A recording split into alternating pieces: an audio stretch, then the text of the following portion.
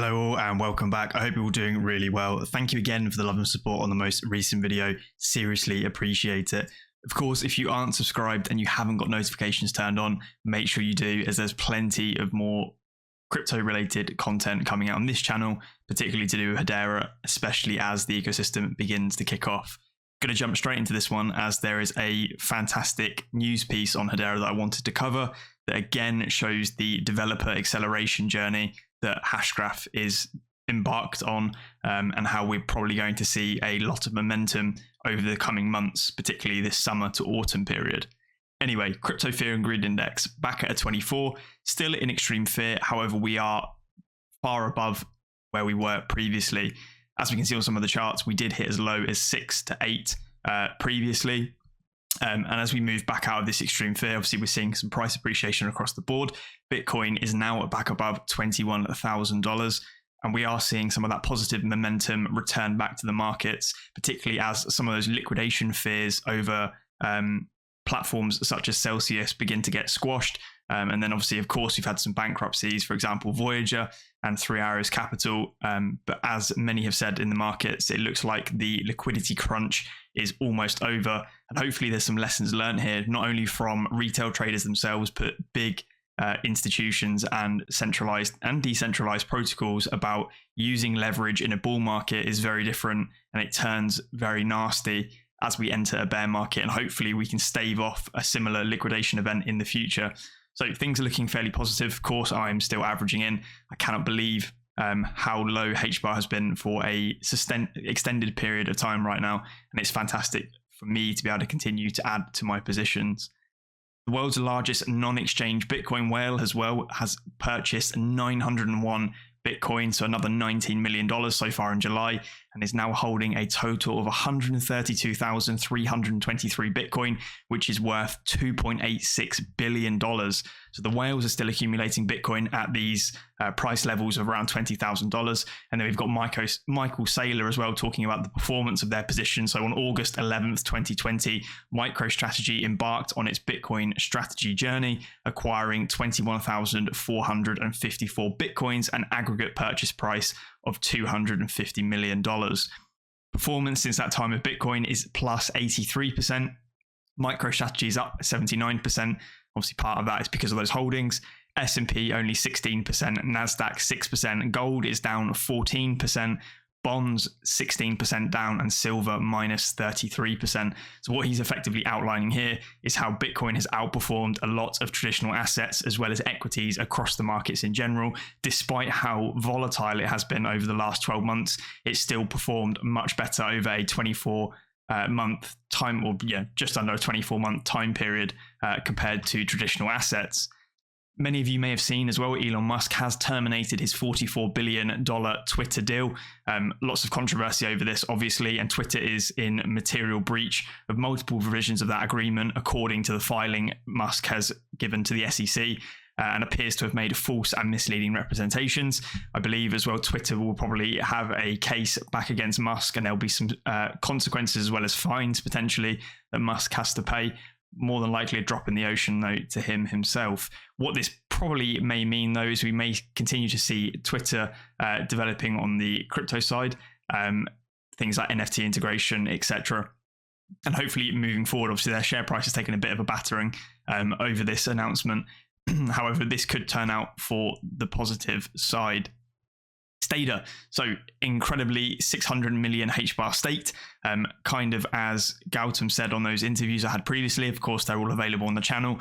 A bit of a drop in TVL for a period as people try the unstaking features, realize it all works, and then they pile back into the market or into the protocol to stake themselves. Of course, I never actually unstaked any of my Hbar. I've continued to soak up that roughly 40% APY, particularly throughout the month of July as the rewards are continuing. So another 20 or so days of very high rewards until it transitions across when the update goes live for native staking on Hedera. Urge you, if you do have some Hbar laying around, well worth trying to pick up some of these rewards if you feel safe on the platform. If you need to do some more research, there are plenty of videos on my channel showing you not only how to use the platform, but also going into the details of where the rewards are coming from, how they interact with Hedera themselves, etc. So plenty of information on that on my channel. The ISO compliance thing is doing the rounds again on Twitter. So we can see here Dusty BC Crypto, who I believe has 140,000 followers, or 80,000 followers on Twitter and 140,000 on YouTube. But it's doing the rounds again. So I think ISO compliant and soon to be coins are worth focusing on, to name a few: XRP, XLM, XDC, Algorand, Hbar, and Quant. Obviously, again, the interpretation of ISO compliance is a little bit misunderstood. I have several videos on the channel talking about how Hbar technically is already ISO compliant, because it is the applications built on top of the layer 1 solution that have to be ISO compliant, not the cryptocurrency project itself. Of course, XLM and XRP inherently have to be, because they are not a layer 1 solution. The remainder of these are. Not sure where Quant sort of fits into that. Potentially they do have to be ISO compliant, depending on how the interoperability of that works in finite detail. However, I tend to agree, ISO compliance is obviously going to be quite a big narrative moving forward into the future, and particularly that utility narrative. Any project that has large amounts of utility is going to succeed and do very well over the coming months and years in this crypto space, particularly as regulation starts to come on through. Obviously, there's a lot of projects that I talk about on this channel. In terms of Hedera sentiment over on the socials, I'm starting to see this pop up a lot more in my feed. There are many people during this bear market that are obviously researching other cryptocurrency projects, and a lot of them are finding Hedera, which is obviously brilliant. Several different threads I found like this. I've just read the Hedera white paper and I'm very intrigued. And then they go on to say why. You've got person here again, Whale Street. Obviously, I've cherry picked a couple of these, but move from Ethereum to Solana, and now at the final bus stop of Hbar. This is where I feel most secured to accumulate my portfolio. I'm very experienced in both chains, and I must say, Hbar NFT is the future. And I'll be going on to why that can be corroborated by some of the developments happening on Hedera. It's very exciting at the moment, but much of this sentiment is reflected across Twitter from what I'm seeing, on my obviously personalized feed. However, a lot of people are finding Hbar, which is brilliant. On to that big news then. So day before, so July the 7th, it's officially hot DeFi summer on Hedera, with DeFi dApps and developer tools coming online. To celebrate, we minted an NFT and took a little summer road trip. You may have noticed our Twitter profile picture has changed. Follow the journey here. Now, many of you that know the Twitter platform know that if you see a hexagonal shaped Twitter profile picture, that is actually an NFT, and it has to be an ERC20 based token, so Ethereum based token, in order to be displayed on the platform, as that's the only integration at the moment. So what Hedera have effectively done here is minted the NFT natively on Hedera, utilized Hashport to then port it across to Ethereum, and then integrate that with their Twitter profile. And obviously, this is leveraging some of the features and those Hedera EVMs and SDKs that they've been implementing. And obviously, there's a fantastic write-up here from Brady. I will leave this link down in the description. However, we're going to blast through this because it is a very interesting read. So if you thought only Ethereum NFTs can be displayed as a profile picture on Twitter, you'd be correct. The NFT is an ERC or 721 token for an NFT, sorry.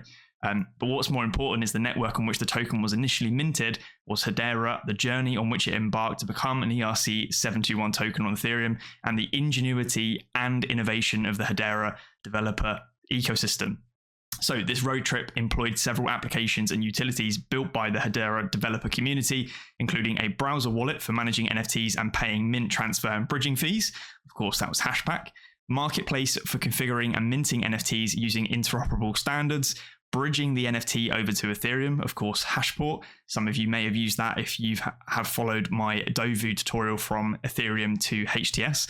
And then tokenized carbon credit marketplaces to offset the environmental impact of the entire process. And again, many of you that have been watching this channel for a while have probably used that as well, because it is the Dovu Blood Moon tool where you could collect your own free Dovu tokens on Hedera if you had a MetaMask wallet that had processed transactions on Ethereum previously. So a fantastic journey from start to finish here, using many different tools in the ecosystem, but not only that, showing some of the advantages of minting on Hedera first, and then if the developer wants to, transferring across to Ethereum. And if we look at the budget breakdown as well, it speaks for itself in terms of how cheap the Hedera network is in comparison. So creating a Hedera account, free using Hashpack, of course, I think for the first couple, and then obviously in order for them to save themselves from spam, it does cost you 0.05 USD. at some point if you have many wallets. I don't think many people are going to incur that. And then transferring Hbar, of course, that lovely fixed fee of 0.0001 USD. And then Hash'Axis NFT marketplace, because snacks are a must. So what's a summer vacation road trip without snacks? Of course, the first leg on our journey, we jumped into Hashpack and cruised over to Hash'Axis marketplace to pick up our favorite snack, ice cream, aka creating an NFT collection and minting our very own Hedera ice cream cone. Hash'Axis is a one-stop shop for minting, buying, and selling NFTs on Hedera. This marketplace uses the HIP 412 standards on Hedera for minting NFTs, meaning the token is ERC-721 compatible. This ensures interoperability across Hedera-powered applications and those on EVM-based networks such as Ethereum and Polygon. So minting an NFT on Hash'Axis was easy. We signed up for a Hash'Axis account, verified the Hedera account ID we created in Hashpack, created our first collection, and minted our first one-of-one NFT, and then sent it to our Hedera account managed by Hashpack. So you can see here again, if we look at this budget breakdown for minting this NFT, it cost $1.1 to mint this complete NFT. So creating the NFT was the main bulk of that, and then processing all those transactions on Hedera was of course incredibly cheap, which is brilliant to see. After they did this, they of course then had to transfer those tokens across, and naturally they've used Hashport in order to do that. So they installed MetaMask, most ubiquitous Ethereum browser wallet, purchased some Ethereum to pay those transaction fees, and associated with minting of a wrapped version of the NFT using Hashport smart contract.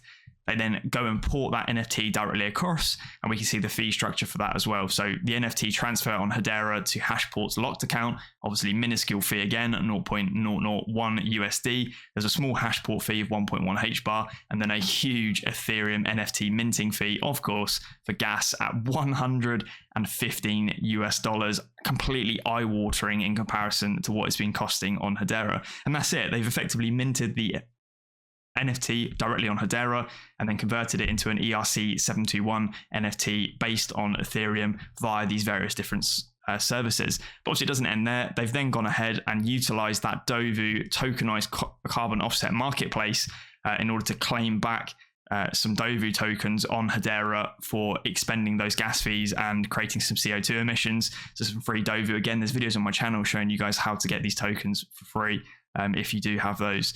And then they've been able to integrate that directly into their NFT, directly into their Twitter account profile picture. So why is this really important? Well, if you've got some big collections and some developers that are used to Ethereum, we may now start to see them minting very large collections on Hedera because it is far cheaper, and then paying those gas fees in order to migrate them across to the Ethereum mainnet to then be sold on platforms such as OpenSea. Not only that, they can then claim back remittances, a small amount from the Dovu carbon offset features if they wish to do so. So we could see Hedera become a sort of stopgap temporarily for some of these other much more expensive networks such as Ethereum in the short term. In the long term, we effectively give exposure to the Hedera network because of its fully fledged suite of tools. And then we actually see projects migrate across to Hedera from big names such as Solana and Ethereum because it is just cheaper, faster, more scalable and secure than those existing solutions. So regardless, what this effectively does is it helps to promote what Hedera is capable of. We can see Swell's Lab here saying the Hedera ecosystem is committed to supporting Twitter from both a development and resource perspective if they consider incorporating Hedera NFTs into their profile picture functionality. I would absolutely love to see this go live, as many of you would do as well. You'd be able to have your dead pixels, for example, NFTs as your profile pictures natively on Twitter with those hexagonal outlines showing that you do own those completely. This is just the beginning of a robust ecosystem flywheel on the Hedera network. Over the next 6 to 12 months, an incredible number of Hedera-powered applications across DeFi, sustainability, and the metaverse will be coming online. They'll offer new assets native to Hedera and incentivize users to bridge existing assets from other networks. We anticipate a massive increase in adoption as both developers and retail users recognize the unique attributes of Hedera and its ecosystem applications. Personally excited to watch the Hedera ecosystem evolve and thrive, and invite you to join along the journey as it unfolds. Completely agree with Brady on that point there, and it's obviously something I've been talking about lots. Hopefully this gets you a little bit more excited about what's coming in the future for Hedera, because it certainly does for me. Of course, it doesn't end there as well for Hedera. So looking away from the ecosystem, NFTs and dApps, for example, ICYMI. So late last year, the SB Group, the leading bank by assets in Africa, as well as Shinhan Bank, the oldest and leading bank in South Korea, carried out a successful international remittance proof of concept on Hedera. And you can learn more about the future of finance here. Now, why this is important is Standard Bank remains at the forefront of research and development of blockchain and DLTs in the African context, committing to the exploration of efficient digital payment rails and financial services that enable African commerce to flourish. So necessity is the mother of invention, and given Africa's rapid commercial growth and globalization over the past decade, it seems that the necessity for next generation technology is required here, and it's great to see them still utilizing Hedera a year later in order to accomplish these things. And that's the general narrative we'll continue to see over the coming period of time. The last one as well that I wanted to feature about Hedera in this video is TYMLEZ. So many of you, again, have probably heard of this before. I have covered it, but they are also excited to announce that it has finally open sourced an AWS and a GCP Terraform setup for the Hedera Guardian to the community. The release of this repository is a major leap forward for Hedera ESG ecosystem. So they've open sourced this code for the rest of the ecosystem to use for free. So TYMLEZ are using this alongside various policies we're building for each of our clients to ensure that the captured energy and emissions readings are fed to the blockchain in a completely secure manner. So Envision Blockchain are the team behind building this fantastic piece of software, and TYMLEZ have worked closely with them and the rest of the Hedera ecosystem to prove out the software and get it ready for production deployment later this month. TYMLEZ utilizes infrastructure as code in everything we do. As a multi-cloud entity, we have chosen Terraform as our IAC provider because it allows for cross-cloud deployments to be handled within a single tool and syntax. They've created the Guardian Terraform repository, a full-stack Kubernetes installation for the Hedera Guardian, allowing for it to be deployed on almost any platform, and have orchestrated this setup using Terraform and written integrations already for AWS and GCP out of the box to provide a best effort production-ready installation for the Guardian. What we can effectively see here is they have a complete out-of-the-box solution now to help onboarding of any particular type of application relating to ESG and sort of carbon credits, etc., built on top of Hedera. And this is obviously a narrative that we're going to see continue to build, particularly because of how carbon neutral / negative the Hedera ecosystem is anyway. Lots of great news happening for Hedera at the moment. Hopefully you guys did enjoy this one. If you did, drop a like, obviously leave a comment. If you've got something to say, I do try and respond to as many of them as I can. Until the next one, I'll catch you then. Cheers.